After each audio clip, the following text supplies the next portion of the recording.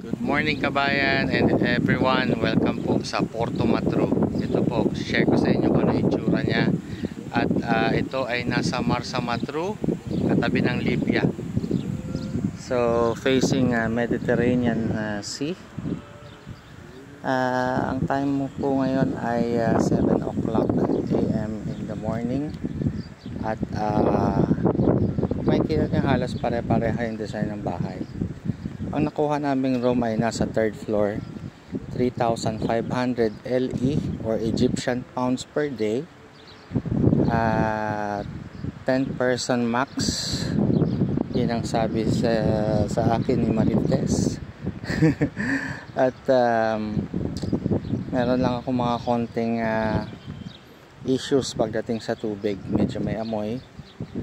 So kung hindi po kayo maselan, pwede na siguro. Hindi ko pa na-explore kung may mga malalaking hotels dito na nag-o-offer ng all-inclusive katulad ng mga tinik natin sa Hurghada at sa Marsa Alam. Yung Marsa Alam, huwag po kayong malito, yun po yung after ng Hurghada, facing Red Sea papuntang Middle East, facing Dubai, ganyan, Jordan. So itong Marsa Matru facing Mediterranean Sea, Italy, European countries. So magkaiba po. Ano pa ba? Si Ate Eileen, contact nyo po siya sa WhatsApp.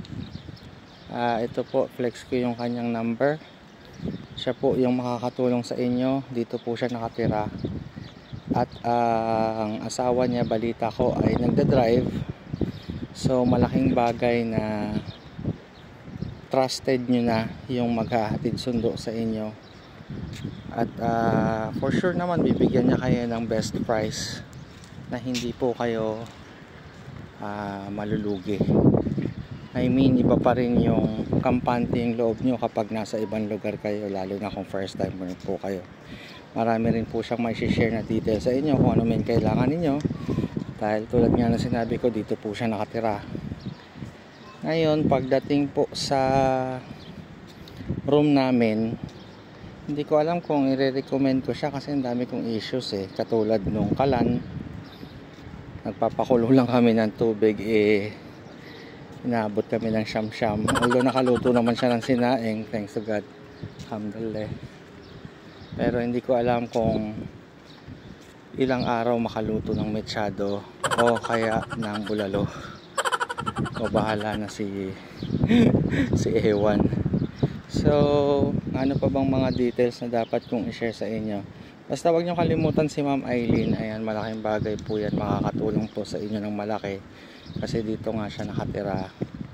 May asawa siyang Egyptian, I believe.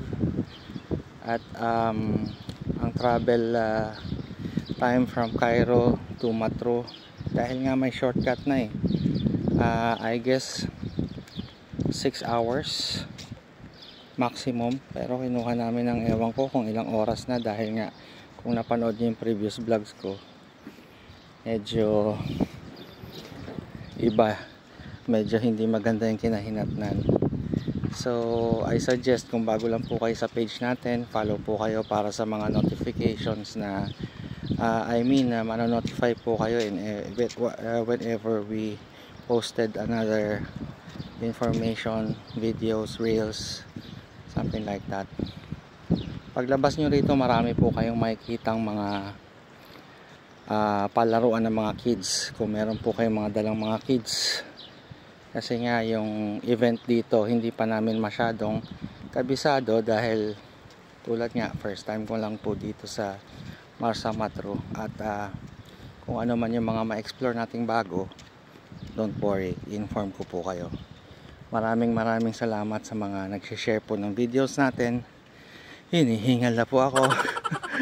At huwag kayong mag-alala, it's our pleasure to share you another knowledge, information, para lalong-lalo na sa mga first timer dito sa Egypt. Maraming salamat at ingat palagi.